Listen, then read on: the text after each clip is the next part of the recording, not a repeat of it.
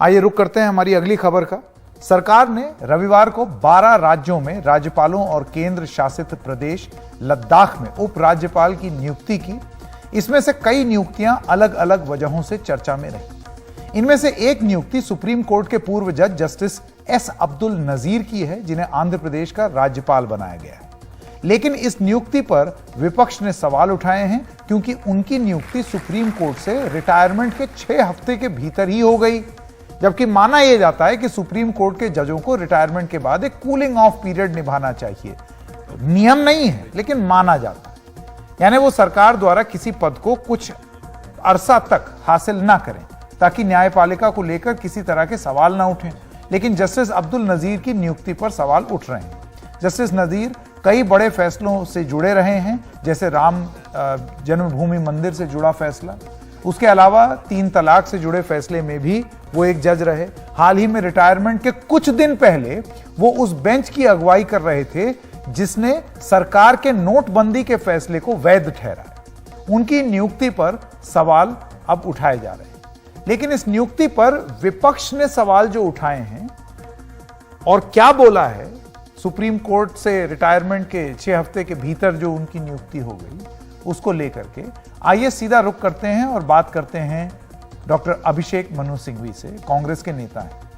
Doctor Singhvi, justice नजीर को राज्यपाल बनाए जाने पर आपकी क्या राय है? देखिए संकेत, ये किसी व्यक्ति विशेष के बारे में नहीं है। वैसे मैं व्यक्ति को बहुत अच्छे से जानता हूं, बहुत अच्छे सज्जन व्यक्ति हैं, बहुत अच्छे जज हैं, और मैं किसी व्यक्ति के बारे में बात नहीं कर रहा हूं। ये उनके बारे में नहीं है, ये सिद्धांत के बारे में है। क्या है सिद्धांत? ये पहली बात तो यह संकेत के जो स्वतंत्रता और निष्पक्षता न्यायपालिका की, जो हमारे पूरे सिस्टम की एक स्तंभ है, उसको हमने मूल ढांचे का एक अभिन्न अंग माना है।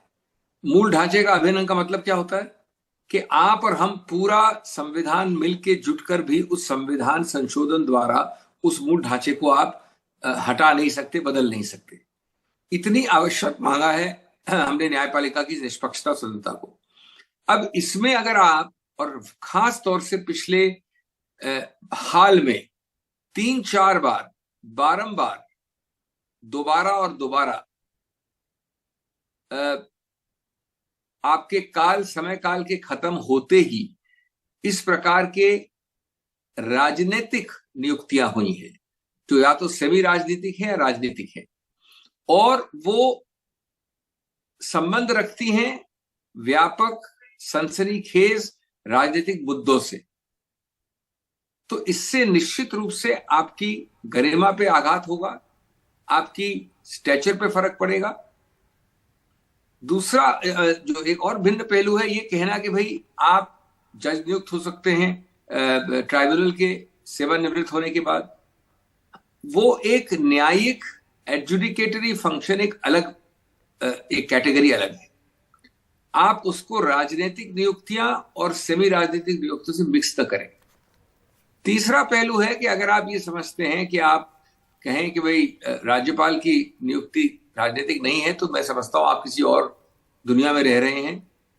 आप कॉफी की सुगंध या दुर्गंध नहीं समझते हैं, क्योंकि सच्चाई ये है कि आजकल ये पूरी तरह से राजनीतिक है, और आपको अपने नियुक्त करने वालों लोगों की अपना काम करना होता है। इसलिए हमने कहा था कि आप ही के लोगों ने सही कहा था कि सेवानिवृत्त होने के बाद जो फायदे मिलते हैं वो सेवानिवृत्त होने से पहले आपके निर्णयों को असर करते हैं, जो कि गलत है।